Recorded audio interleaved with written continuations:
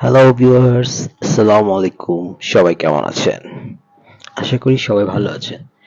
এবারে ঈদ আমি গ্রামের বাড়িতে করেছি। আমার বাড়ি হচ্ছে নোয়াখালীতে।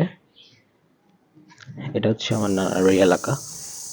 এটা রোজার মাসে কেন আমি ২৭ রোজায় চলে গেছিলাম নোয়াখালীতে। নোয়াখালীর পরিবেশটা গ্রামের পরিবেশটা অনেক সুন্দর। যে কোনো গ্রামই অনেক সুন্দর। শুধু নোয়াখালী বলে কথা না। আমার কাছে গ্রামের পরিবেশটা ভালো লাগে। রাতের বেলায় অন্ধকার কি দেখছেন? একটু ফ্রেন্ডদের সাথে বাজারে যাচ্ছি।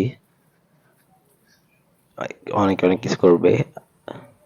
আরেক ফ্রেন্ড তার শ্বশুর বাড়ি যাবে। ঈদ মোবারক। ঈদের দিন এটা। ঈদের সকাল। এটা হচ্ছে আমার দাদার বাড়িতে। এখন আমি আস্তে আস্তে যাচ্ছি হচ্ছে আমার বাবার দাদা দাদি চাচা চাচাতো ভাই তাদের কবর জিয়ারত করতে। তাদের কবরের পাশে কিছুক্ষণ ছিলাম। তারপরে ঈদের নামাজ পড়তে যাব। এটা হচ্ছে এখানেই আমার দাদা দাদির কবর। এটা হচ্ছে আমাদের বাড়ি থেকে বের হওয়ার পরের রাস্তা। এখান থেকে বের হয়ে আমরা বাম দিকে চলে যাব।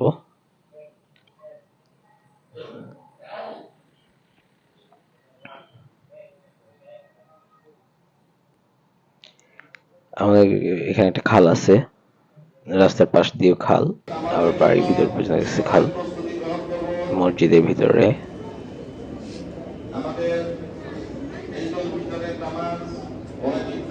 বয়ান চলতেছে এখন।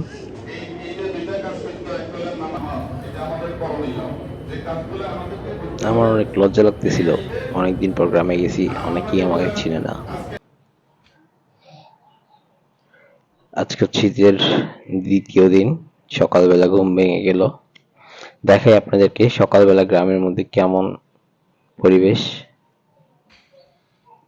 মনে হচ্ছে যে কেউ নাই রাস্তাঘাটে, কিন্তু আপনি যখন রাস্তা থেকে একটু হেঁটে যাবেন, যেখানটায় ছেলেদের আড্ডা থাকে ওইখানটা পুরা ভরা।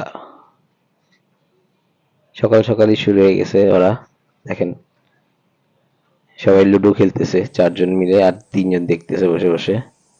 এটা হচ্ছে তৃতীয় দিন আমাদের গ্রামের পরিবেশ। এটা আমার খালার বাড়িতে। দেখেন কত কাঁঠাল ধরছে। ছোট ভাইরে দিয়ে একটু ফটোশুট করালাম। ও যতটুকু করে দিতে পারছে মাশাআল্লাহ ভালোই করছে। এটা আমার খালতো ভাই ছোট। ওরে নিয়ে ঈদের তৃতীয় দিন নাস্তা খেতে গেলাম, ওরে হেয়ার কাট করাইতে নিয়ে গেলাম।